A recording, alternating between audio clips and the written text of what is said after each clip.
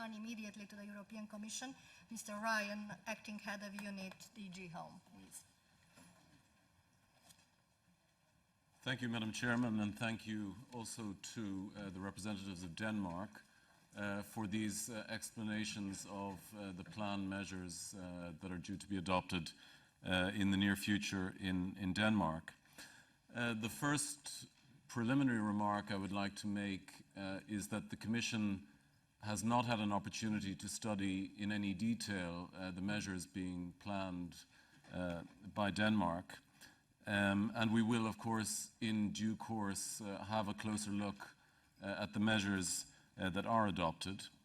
But the Commission would point out as a first point, and also as a reminder for this committee, that Denmark is not bound by the EU asylum legislation, with the exception of the Dublin regulation and the Eurodac regulation, by which Denmark is bound as a matter of international law rather than as a matter of EU law.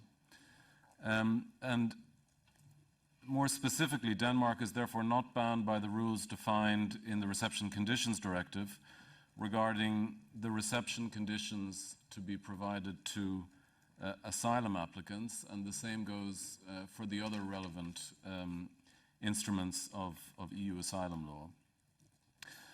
The Commission would, of course, recall, as Denmark itself has underlined, that Denmark is bound by the relevant international law obligations, and in particular by the 1951 Geneva Convention and by the European Convention on Human Rights.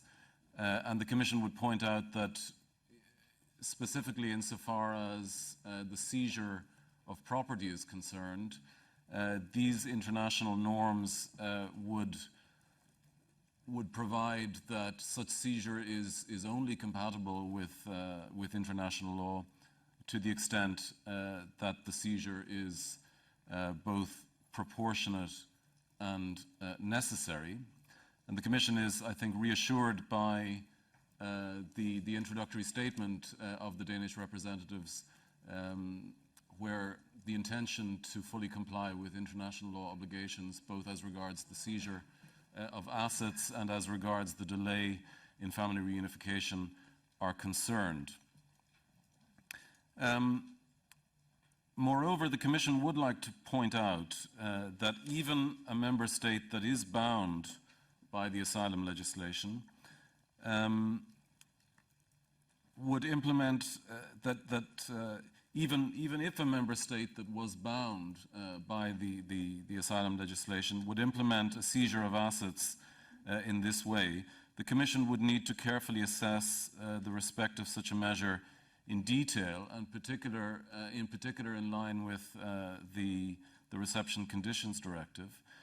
And we would point out that this directive foresees the possibility for a member state to means test the benefits that are granted to an asylum applicant. In other words, to make the provision of all or some of the material reception conditions subject to the condition that applicants do not have sufficient means to have a standard of living adequate for their health and to enable their subsistence.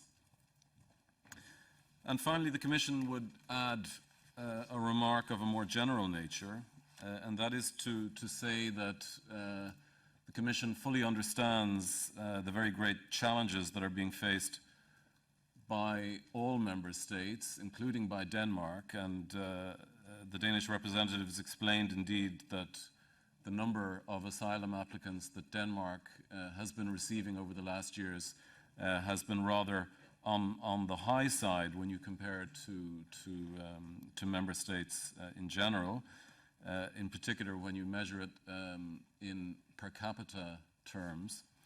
And the Commission also understands the need to avoid the misuse of asylum systems in the EU in terms of reducing incentives for persons who are not in need of protection to come to the EU,